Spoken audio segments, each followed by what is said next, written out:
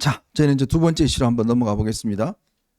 어제 저희 어벤져스에서 당원 게시판 전체 글을 전수조사를 했더니 윤 대통령 비방 글은 12개 뿐이다. 이런 이제 이야기를 전해드렸지 않습니까? 네.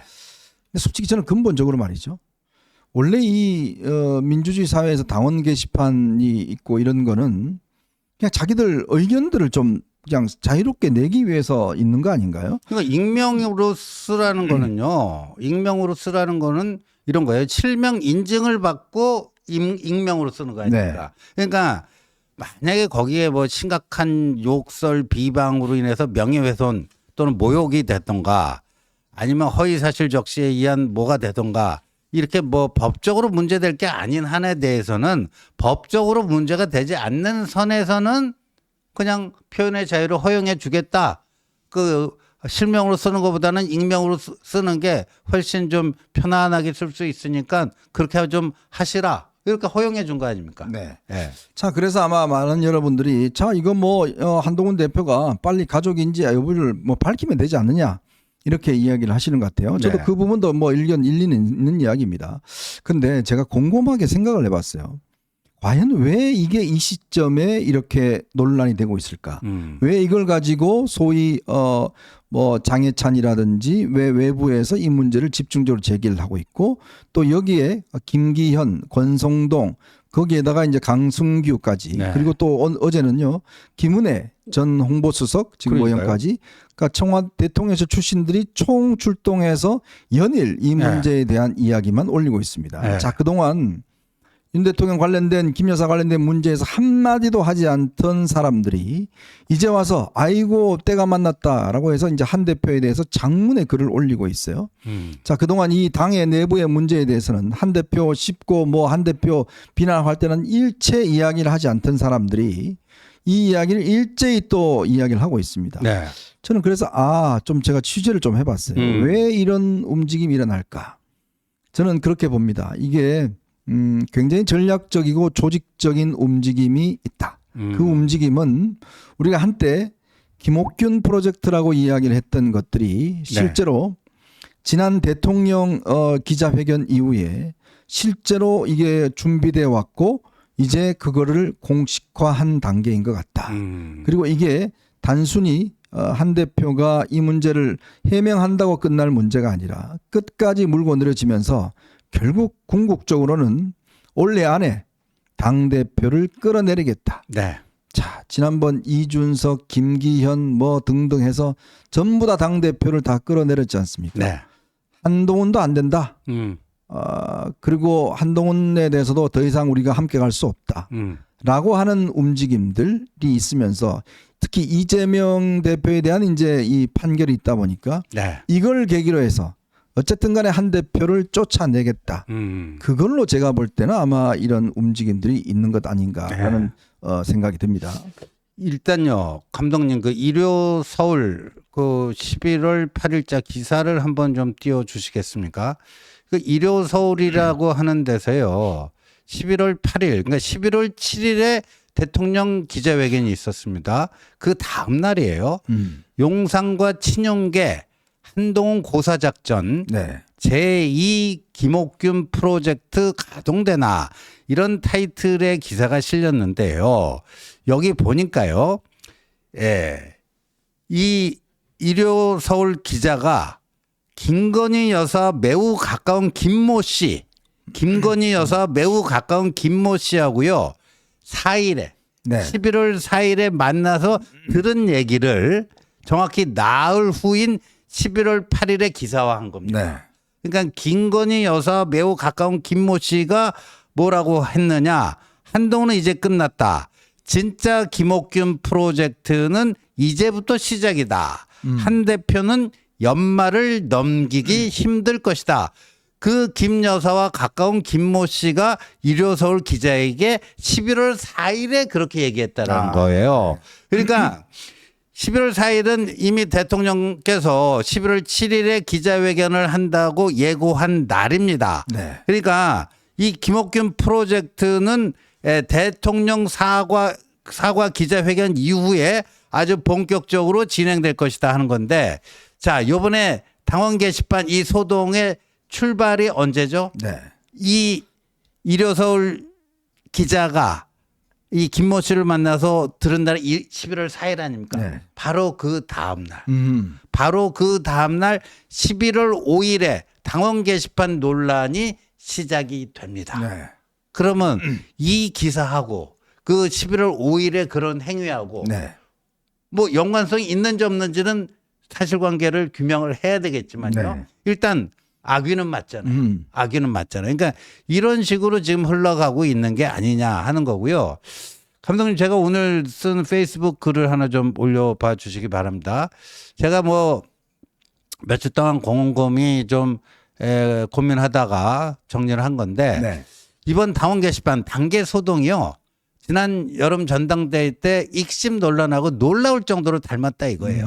그때도 보면 김규환이라고 하는 당 외부 인사가 문제 제기를 했잖아요. 그렇죠. 그러니까 처음에는 한동훈 당시 후보가 그냥 침묵을 했잖아요. 네. 그러니까 한동훈 너 뭐 구려서 침묵하냐 하면서 그거를 원희룡 뭐 이런 사람들 나경원 뭐 예의가 아니다. 그러니까 엄청나게 당내에서 논란을 키웠잖아요. 네. 그래서 한동훈 당시 후보가 그걸 대응하면 문제가 더 커질 것 같아서 그랬다라고 최소한의 대응을 했습니다. 그렇죠. 근데 요번에도 비슷해요. 요번에도 그 저 패턴이 똑같이 나타나고 있고요. 네. 그 당시에도 아니 영부인이 문자 보냈는데 어떻게 익십을 하냐. 인간적으로 그럴 수가 있느냐. 네. 그것 때문에 그때 좀 성실하게 답변했으면 총선 그렇게 참패 안 당할 수도 있었는데 한동훈 너 진짜 문제가 많은 인간이구나. 그렇게 공격했잖아요. 그때 총선 패배 책임을 결국 일십 때문에 총선 패배했다 그렇죠. 이렇게 이야기하고 있는 거죠. 그리고 뭐 요번에도 뭐예요? 어떻게 가족들까지 동원해갖고 대통령 부부 비방글을 올리느냐. 그 감성팔이 접근하는 것도 똑같아요. 네. 그런 점에서 요번 단계 소동은 제2의 익십이다. 저는 그렇게 본 거고. 근데 익십 논란은 여하튼 63% 한동훈의 전대 압승으로 일단락됐고 최근 명태균 사태가 터지니까 이제 그게 검증이 됐잖아요. 네. 그때 익십을 한 게 신의 한 수였다라는 게 그게 지금 입증이 된 거 아닙니까? 그렇죠. 단계 소동 역시 저는 같은데 어제 1068개 문제되는 거 전수조사에서 봤더니 한동훈 명의로 쓴 거 12개 말고는 문제될 게 없어요. 네. 그 왜 이거 가지고 말도 안 되는 건을 가지고 이렇게 침소봉대하고 한동훈 죽이기에 나섰는가. 그러니까 제2의 익십이라고 볼 수 있지 않느냐. 뭐 이런 거죠. 그러니까 한동훈 이름으로 쓴 것도 그게 한동훈 대표가 쓴 게 아니잖아요. 그렇죠. 그게 당연히 이제 아니죠. 증명이 됐고 네. 그리고 가족들 문제는 저는 그렇게 봅니다. 만약에 예를 들어서 이거는 뭐 가정이지만 제가 예를 들어서 뭘 한다고 했을 때 저희 가족들이 그냥 가만히 어떤 면에서 보면 뭐 있으라 이렇게는 말을 못 하잖아요. 그렇죠. 또 그분도 또 자유적인 의사가 있는 것이고 그게 뭐 한 대표 가족이 맞다 말 떠나서 그거는 제가 볼 때는 그렇게 이 공격할 문제는 아니라고 봅니다. 네. 네. 그리고 결국 한 대표가 지금 이 문제에 대해서 이야기를 하고 있지 않은 이유도 결국은 제가 볼 때는 이게 간단하게 이걸 확인해 준다고 이게 끝날 문제가 아니다. 근본적으로. 예를 들어서 그때 1심 논란도 본인이 뭐 이런 이유를 댔으면 그게 끝날 문제가 아니라 끊임없이 공격을 해왔잖아요. 그렇겠죠. 근데 결국 명태균 논란이 터지면서 네. 이제 이게 이렇게 됐구나라는 게 그냥 국민들이 증명이 돼 버렸잖아요. 그렇죠. 저는 지금 문제도 저는 마찬가지라고 봐요. 마찬가지라고 보여지고요. 그리고 그 많은 기자들한테 제가 질문 받는 게 요즘 그 당원 게시판 문제 대하는 한동훈의 태도를 보면 평상시 한동훈답지 않다. 네. 그렇게 명명백각 신속하고 명쾌하게 그 기구 아니고를 정하던 사람이 왜 그러냐. 근데 익심 논란 때도 비슷했단 말이에요. 그때도 왜 이렇게 한동훈답지 않게 말이야. 거기에 대해서 뚜렷하게 답을 못하냐. 네. 그때도 마찬가지였어요. 그러니까 이런 문제가 터지게 되면은 한동훈 대표가 뭐라고 해명을 하던 그걸로 끝납니까? 한번 보자고요. 이 처음에는 뭐 김건희 여사 목에 개 목줄을 걸어갖고 뭐 잡아매둬야 된다. 이게 한동훈 명의로 쓴 아주 악성 비방 댓글입니다. 그렇죠. 악성 비방 댓글이 아니고 게시글입니다. 그런데 거기에 대해서는 이제 당 대표가 워낙 그 큰 공인이다 보니까 한동훈 대표 본인이 아니다라고 확인을 했잖아요. 네. 그러니까 그게 확인되니까 그다음에 어디로 넘어가요? 가족으로 넘어가요. 가족으로 넘어가는 거예요. 그랬더니 장예찬 같은 사람 뭐냐면 딱 그 중심에 진은정 변호사가 있다. 네. 몸통 아니냐. 그렇다면 장예찬이 진은정 변호사를 허위사실 적시에 의한 명예훼손으로 그냥 제3자 고발하면 돼요. 그러네요. 장예찬이 그건 못합니다. 왜? 그거 잘못됐다고 자기가 무고죄로 되치기 당할 수 있으니까 못해요. 네. 그러고 또 거길로 가는 거예요.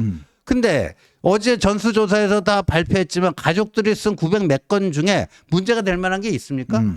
만약에 법적인 문제도 안 됐지만 정치 도의적으로라도 문제가 되는 거 있으면요. 그거를 제시를 하면 돼요. 오늘 김은혜 의원이 오랜만에 참전했는데 네. 차마 뭐 저 처음 들어봅니다. 이 총선 이후에 저렇게 입장낸 거. 예, 그러니까요. 차마 저게 뭐예요? 뭐 입에 옮기기도 민망한 글을 가족들이 썼다 그랬잖아요. 그럼 네. 김은혜가 가족들이 쓴 900 몇 건 글 중에 저렇게 차마 옮기기 민망한 글이 뭔지를 제시를 해야 되잖아요. 그게 다 칼럼 사설이에요. 예. 근데 김은혜는 그 글도 안 읽어봤을 거라고 봐요. 심지어 어떤 일이 있는지 네. 아십니까? 의원총회를 했는데 음. 거기서 어떤 모 의원이 네. 이 사건과 이번에 한동훈과 가족들 그 게시글과는 전혀 무관한 20대 어떤 청년의 칼로 찔러서 윤석열 대통령을 죽이겠다고 하는 살해 협박 글이 있었어요. 그게 임모씨라는 거죠. 예, 임모 씨. 그거는 이거하고 완전 별건입니다. 네. 그거는 경기 남부청에서 수사해서 이미 다 입건이 된 거고요. 그렇죠. 이거는 그 후에 지금 서울경찰청에서 하는 거예요. 근데 네. 그 사건을 여기다 끄집어 들여갖고 이렇게 심각한 건데 우리가 가만히 손 놓고 있을 수 있나? 네. 이런 얘기들을 한단 말이에요. 네. 제가. 저는 그래서 이게 지금 이게 모든 게 말이죠. 굉장히 참 조직적으로 움직이고 있구나라는 느낌들을 지울 수가 없고 특히 이게 대통령이 대국민 사과를 했지만 진정 이 문제에 대한 해결의 어떤 뭐 이 자세나 태도 이런 것이 과연 있는가라는 솔직히 이제 의문도 듭니다. 왜? 강기훈이 지금 사표를 냈다고 하는데 네. 아직 수리했다는 이야기가 없습니다. 없어요? 네. 이 강기훈은 지난번 천하람 의원이 그 문제 제기를 했죠. 이 문제에 대한 총괄적인 배후 지휘자를 하고 있다라는 이야기를 했고, 뭐 장해찬 어떤 인물인지 뭐 여러분 제가 두 번 다시 설명 안 해도 잘 아실 겁니다. 끊임없이 이런 문제만 있을 때마다 이제 참전을 해서 공격을 퍼붓는 네. 이제 그런 상황이죠. 자, 김기현 대표 매일같이 지금 연일 장문에 글을 쓰고 있는데, 근데 본인은 어떤 이런 이야기를 할 자격이 있나요? 자, 좀 더 시계를 옛날로 한번 돌려보겠습니다. 당을 버린 분 아닙니까? 네. 네? 그렇죠. 정말 불출마하고 당을 살리라라고 하는 각계의 요구와 또 대통령의 뜻. 네. 제가 이거는 뭐 여러분 이야기할 수 있습니다만 당시 대통령도 당시 김기현 대표에게 김 대표가 정말 당을 지키기 위해서 좀 불출마를 해주고 당 대표를 지키면 어떠냐 거듭 설득을 했습니다. 네. 그럼에도 김기현 대표는 끝까지 나는 국회의원 출마합니다. 네. 라고 이야기하면서 당대표를 버렸습니다. 맞아요. 그런 분이 이제 와서 당대표 운운하고 뭐 당이 어쩌고 저쩌고 그럴 가치와 자격이 있나요? 아, 그렇죠. 제가 정말 솔직하게 한번 묻고 싶으면 제가 네. 기가 막혀서 네. 제가 그때 방송에 나가서도 또 저는 칼럼을 통해서도 김기현 대표가 정말 이 당을 살리기 위해서는 누굽니까? 장제원 네. 이름도 요즘 까지 네, 장제원 의원은 네. 정말 그 살신성인했잖아요. 당을 네. 구하기 위해서 장제원 의원처럼 불출마 선언하고 그리고 정말 내가 아무 사심 없이 당을 구하겠다 이런 선언을 해야 된다라고 제가 거듭 그렇죠. 이야기한 바 있어요. 그럼에도 불구하고 결국 본인은 그걸 팽개치고 국회의원을 선택했습니다. 네. 자, 본인의 배지가 더 중요한 분이 왜 지금 당대표에 대해서 이러라 저러라 이야기를 하고 있는지 전 정말 이해할 수가 없어요. 이런 분이 과연 지금 당대표가 어떻고 저떻고 할 수 있는 자격이 있나요? 솔직히 이야기해서. 그러니까요. 다른 사람 모르겠어요. 또 권성동 의원은 어제 어디 MBN인가요? 네. 어디 나와서 자기가 당대표 하고 싶다는 이야기를 하시더라고요. 그래요? 네, 어제 예능 프로에 뭐 나왔던데. 네. 자, 이런 어떤 움직임들을 종합해 보면 물론 뭐 하고 싶은 거 이야기할 수 네. 있죠.